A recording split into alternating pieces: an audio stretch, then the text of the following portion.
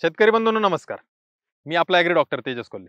मित्रांनो, रब्बी हंगाम आणि उन्हाळी हंगाम येणाऱ्या दोन्ही हंगामामध्ये आपण जे भाजीपाला पिकं लागवड करताय ती जरूर ठिबकवर करत असाल किंवा बरेचसे शेतकरी खरीप हंगामातलेही पिकं ठिबकवर नियोजन करत असतात. ठिबकचे जसे फायदे आहेत तसंच ठिबक वापरण्यासाठी काही नियम आहेत आणि ठिबक संचाची काळजी जर आपण नाही घेतली तर आपलं ठिबकचं जे आयुष्य आहे तर ते आपण कमी करतो आणि त्यामुळे आपला आर्थिक जो काही तोटा आहे तो तिथं होण्याची शक्यता असते. मित्रांनो, आज आपण पाहूया ठिबक संचाचं काळजी आणि ठिबक संचाची निगा. मित्रांनो, भाजीपाला पीक असेल किंवा फळ पीक असेल, ठिबक शिवाय पर्याय नाही. आणि महाराष्ट्राची जमिनीचा आणि उपलब्ध पाण्याचा विचार करता ठिबक संच हे आपल्याला खूप फायदेशीर ठरतं. म्हणजे पाण्याची जी बचत आहे तर ती मोठ्या प्रमाणात होतेच होते, परंतु ठिबकच्या माध्यमातून आपण जी विद्राव्य खतं किंवा रासायनिक कीटकनाशक, बुरशीनाशक व सेंद्रिय कीटकनाशक, बुरशीनाशक हे आपण ठिबकच्या माध्यमातून देणं खूप सोपं होतं आणि याचा फायदा, याचे परिणाम आणि याचा उपयोग खूप चांगला होतो. मित्रांनो, पण या ठिबकची काळजी घेणंही तितकंच गरजेचं असतं.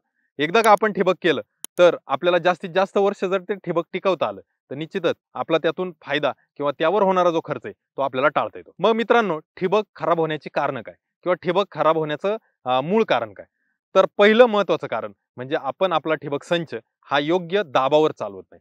आता योग्य दाब कसा ओळखणार? तर जिथं आपण मोटर बसवली आहे, मोटरच्या नंतर जेव्हा मेन पाईपलाईन मध्ये पाणी येतं त्यावेळेस त्या पाईपलाईनच्या ठिकाणी किंवा जर आपण सँड फिल्टर लावला असेल त्या सँड फिल्टरच्या पुढे आपल्या जो संचाचा दाब आहे तर तो 2 किलो पास्कल असणं कमीत कमी गरजेचं आहे. आणि दुसरं दाब आपण ज्यावेळेस ठिबकची नळी म्हणजे जी लॅटरल म्हणतो त्या लॅटरलच्या एंड कॅपला जर आपण चेक केलं तर तो दाब 1 किलो पास्कल पेक्षा कमी असणं अजिबात संयुक्तिक नाही.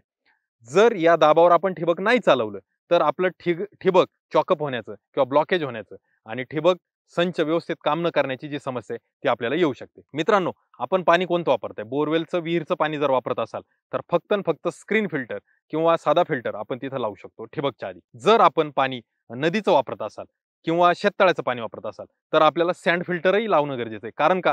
तर शेवाळ अडकवण्याचं काम सँड फिल्टर करतं, बाकीचा कचरा अडकवण्याचं काम स्क्रीन फिल्टर करतं. हे दोन्ही फिल्टर आपल्याला फायदेशीर ठरतात. आणि ठिबक संच जर आपला व्यवस्थित टिकावा असं वाटत असेल तर या फिल्टरचा आपण नक्कीच इन्स्टॉलेशन करणं गरजेचं आहे. फर्टिगेशन हे स्क्रीन फिल्टरच्या आधी असावं.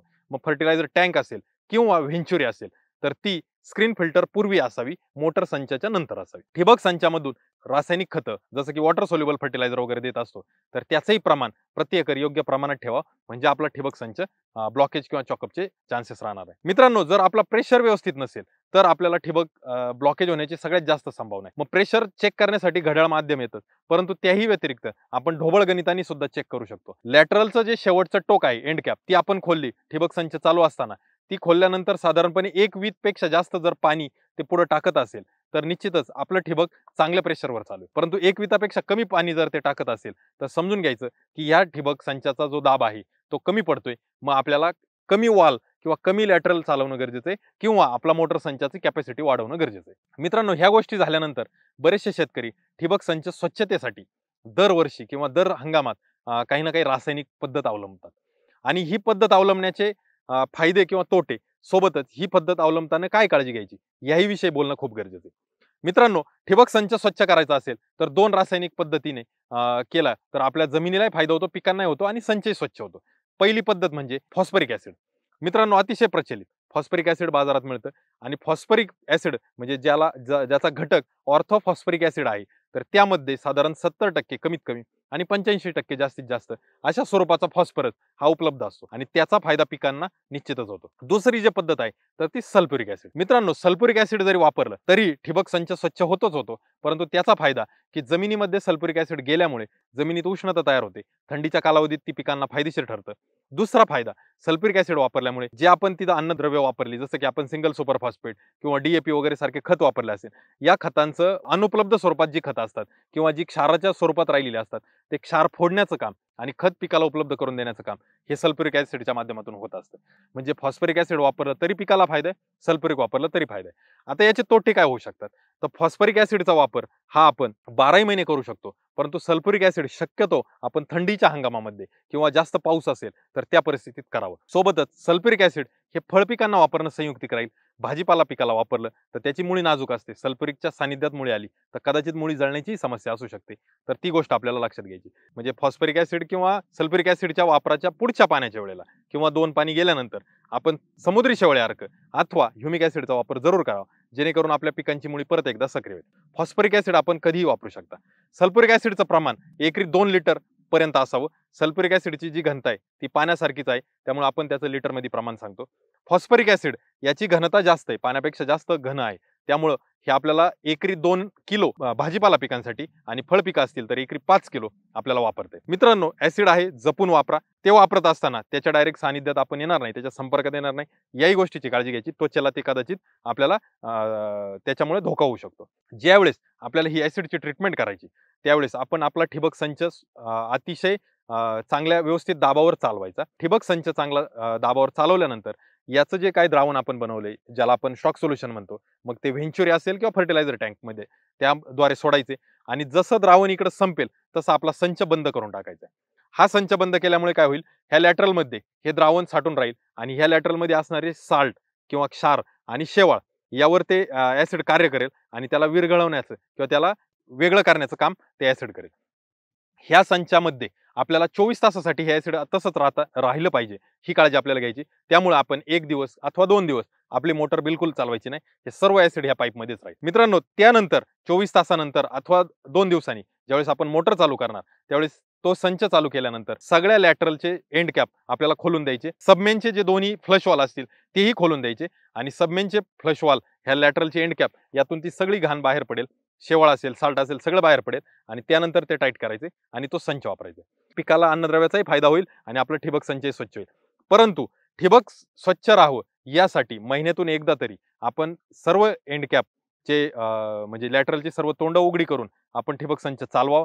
5-10 मिनिटासाठी त्यातून ती सर्व घाण बाहेर पडेल आणि त्यानंतर एंड कॅप लावून आपण ठिबक संच वापर करावा. हे महिन्यातून एकदा करणं गरजेचं आहे आणि यातून जी ऍसिड ट्रीटमेंट करतो आपण ती साधारणपणे 3 महिने ते 6 महिन्यातून एकदा करणं गरजेचं आहे. असं केल्यामुळे आपल्या ठिबकचं आयुष्य वाढतं. मित्रांनो, ठिबक मधून जे वॉटर सोल्युबल खतं सोडतात त्याचाही एक नियम आहे, तोही इथं समजून घेणं गरजेचं आहे. तो नियम काय, तर ज्यावेळेस आपल्याला ठिबक मधून वॉटर सोल्युबल खतं सोडायचे असतील, म्हणजे ज्याला आपण फर्टिलायझर म्हणतो, फर्टिगेशन म्हणतो, ते यातून सोडायचे असतील तर आपल्याला ठिबक किती वेळ आपण पाणी द्यायचं. म्हणजे उदाहरणार्थ एका पिकाला आपण 45 मिनिट पाणी जर देत असाल तर सुरुवातीचे 20 मिनिट आपल्याला यातून फक्त पाणी जाऊन द्यायचे. त्यानंतर पुढचे 10 मिनिट किंवा 15 मिनिट आपण यातून फर्टिगेशन म्हणजे जे आपलं खत असेल ते जाऊन द्यायचे किंवा अन्नद्रव्य ते जाऊन द्यायचे आणि ते गेल्यानंतर ज्यावेळेस त्याचं स्टॉक सोल्युशन संपेल त्यावेळेस फक्त 5 मिनिट आपल्याला पाणी चालवायचे. त्यानंतर तो संच बंद करायचा आहे. असं केल्यामुळे हे सर्व जे काही खत दिलं ते मुळीच्या सानिध्यात वरच्यावर राहील आणि ते पिकाला उपलब्ध होईल. परंतु ठिबक मधून जर आपण बुरशीनाशक किंवा कीटकनाशक सोडणार असेल तर नियम बदलतो. त्या परिस्थितीमध्ये आपण जे 45 मिनिट जर पाणी देणार आहे तर सुरुवातीचे 10च मिनिट आपण संच चालवायचा. त्यानंतर पुढचे 15 मिनिट आपण कीटकनाशक बुरशीनाशक द्यायचं आणि परत उरलेल्या 15-20 मिनिटात आपल्याला पाणी चालवायचे, जेणेकरून ते जास्तीत जास्त प्रसरेल आणि जमिनीमध्ये पसरून राहील. ते फक्त आणि फक्त मुळाच्या सानिध्यात ठेवून फायदा नाही, तर जितकं जास्त जमिनीत जाईल तितकं कीड आणि रोगाचा धोका टळतो. त्यामुळे वॉटर सोल्युबल किंवा ज्याला आपण विद्राव्य खते म्हणतो तो सोडण्यासाठीचा नियम वेगळा आहे आणि कीटकनाशक अथवा बुरशीनाशक सोडण्यासाठीचा नियम वेगळा आहे. हे दोन्ही लक्षात घेणं खूप गरजेचं आहे. मित्रांनो, ठिबक संचाची काळजी हा आजची जी माहिती दिली ती आपल्याला कशी वाटली हे कमेंटच्या माध्यमातून आम्हाला जरूर कळवा. सोबतच हा व्हिडिओ आवडला असेल तर व्हिडिओ लाईक करा, आपल्या इतरही शेतकरी मित्रांना हा व्हिडिओ शेअर करा आणि अजूनही आपण जर ॲग्रोस्टार YouTube इंडिया चॅनलला सबस्क्राईब केलं नसेल तर सबस्क्राईब करायला विसरू नका. सोबतच मित्रांनो, अजूनही अशा विविध विषयांवर आपल्याला माहिती हवी असल्यास आपण कमेंटच्या माध्यमातून आम्हाला जरूर कळवा, जेणेकरून आपल्या कमेंटला आपण माहितीच्या स्वरूपातून किंवा व्हिडिओच्या स्वरूपातून उत्तर देण्याचा प्रयत्न करू आणि अशीच माहिती सर्व शेतकऱ्यांच्या फायद्यासाठी निश्चितच राहील. धन्यवाद.